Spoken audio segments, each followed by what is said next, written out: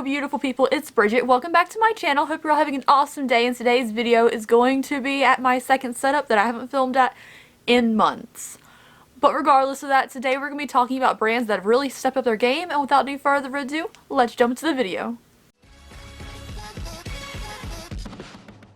Alright guys, as always, I'll make one of these channels cruelty-free, and so is everything I'm mentioning in today's video.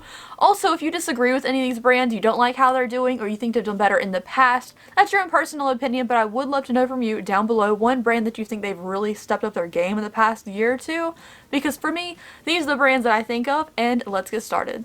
Okay, so the first one I think is pretty obvious, and I feel like a lot of people are going to comment this one, and this is Wet n Wild. I feel like Wet n Wild used to be just kind of like the cheapest drugstore option, but lately they've been so innovative. I love the themes that they come out with for their collections. I think it's really cool options that they come up with.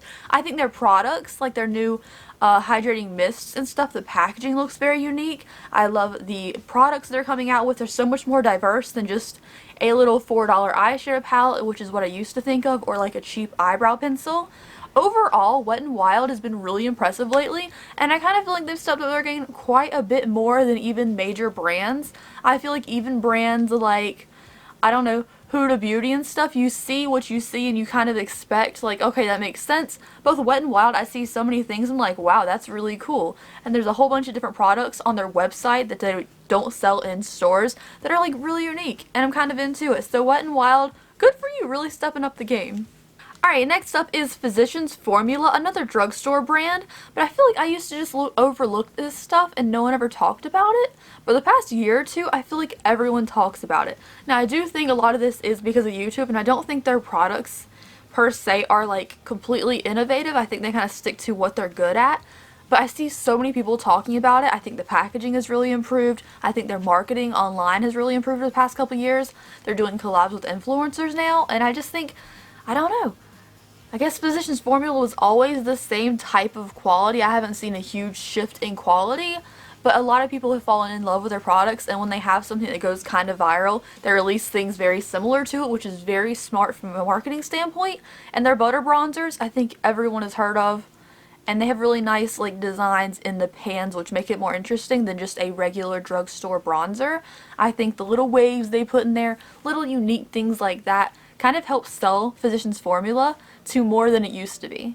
Next up is one that I think some people may disagree with, but over the past year, I think I've really grown to appreciate this brand a lot more than I did originally, and this is Tarte Cosmetics.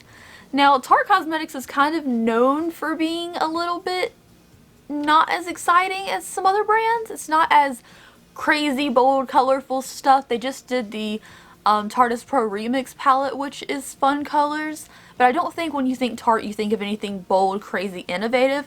However, I think the quality of their products has increased a lot. I think their shadows over the past year or two have gotten so much better. They're so much softer, so much more pigmented, easy to blend. I feel like they used to be a little more dry, and I feel like their formula now is nicer. Also, their foundations are really good. I really enjoy their foundations.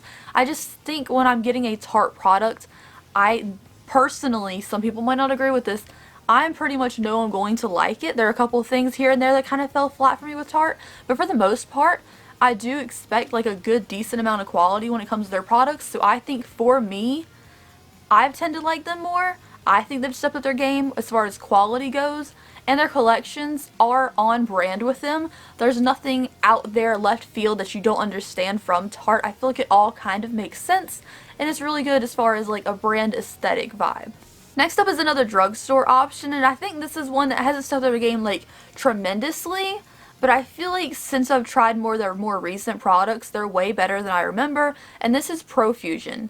Now, Profusion has always been out. I've always seen it in stores like Ross and TJ Maxx and Burlington Coat Factory, places that you see kind of just like discount makeup and stuff, and they also sell it at Target. And the new stuff that's coming out that is inside of Target and stuff is really good. Like their Sienna's palette that came out this summer, I still thoroughly enjoy. I think it's a very good palette. Their lip kits with their liquid lipstick, their lip liner, and their lip creams are fantastic quality. Like their liquid lipsticks, for being a drugstore liquid lipstick, are really good, and I don't think a couple years ago they would have had this type of quality. I think that maybe social media and everyone asking for specifically what they want has really stepped up to Profusion's game, and I kind of like them now. I think they're a pretty good brand. Like, a couple of things aren't really my taste. Like, I'm not a fan of their brow products, but as far as their liquid lipsticks, their lip pencils, and their eyeshadow palettes, they're so much better than I remember, and I'm definitely excited to see what Profusion does next. Next up is one that's relatively new. I don't think this brand's been out but for a couple years, but this is Melt Cosmetics. When they came out, there was a lot of hype. I think their packaging with the little melt eyeshadow stacks was very innovative and kind of read the times of just kind of getting yourself known for something specifically. I personally am not a fan of like the weird stacked shadows, but I do think it's good for marketing to kind of get your first product known. But since these little eyeshadow stacks, which are extremely expensive, they have done things that are a little more affordable, things that are still really expensive, but they have the most beautiful eyeshadow palettes that I have ever seen. Regardless of whether or not I think everything that they do is perfect, can we just talk about the Gemini palette? Like, and the weed theme palette? Like, overall the color schemes of both of those and the quality of the shadows and the reviews I've seen of these products are so good, and I'm super impressed. Like, every time they get a hint about dropping a new product, I'm like, what is it? They just talked about their new liquid lipsticks, and I'm very intrigued. Like, I think Melt used to be just like an eyeshadow stack company, that's what you thought of, but over this last, like, 2018, when they started releasing palettes, now they're releasing liquid lipsticks, I feel like it's gotten a lot better for them. I feel like they're really starting to, like, intrigue me every time they announce they're going to release something new. Next up for skincare is Pharmacy. Now, Pharmacy is not a brand I've tried extensively, however, it is a brand I'm super excited to try more stuff from, and this is kind of just a normal skincare, kind of a natural organic skincare line. However, a lot of their products are more than just regular skincare, and I feel like I've seen a lot more people using them lately. Like, you have regular skincare like moisturizers, eye creams, and cleansers, and then they're releasing new stuff too, which you don't normally think of when you think of a cosmetic or skincare brand, but things like deodorant, which are just kind of like meh products people don't talk about much. I feel like when you see a good skincare company releasing a more natural version of things like deodorant and all kinds of stuff, they have a million things in their line, it seems like.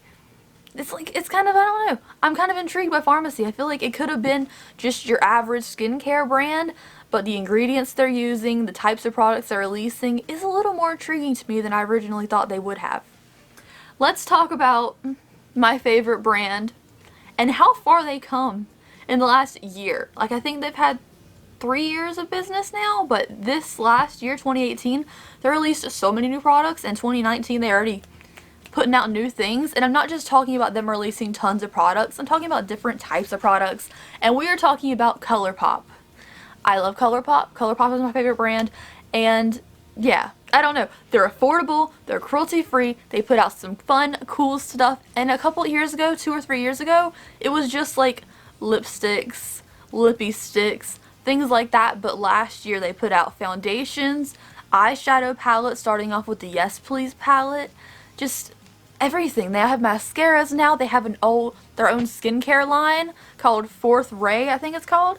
It's just, they released everything. They have primer sprays that went away, now they have regular primers, they have setting sprays, they have loose eyeshadows, they have singles, they have so many things to choose from. They have eyeliners, brow products, like everything you need for a full face you can get now at Colorpop, especially because they're releasing the eyeliners now, like the liquid kind.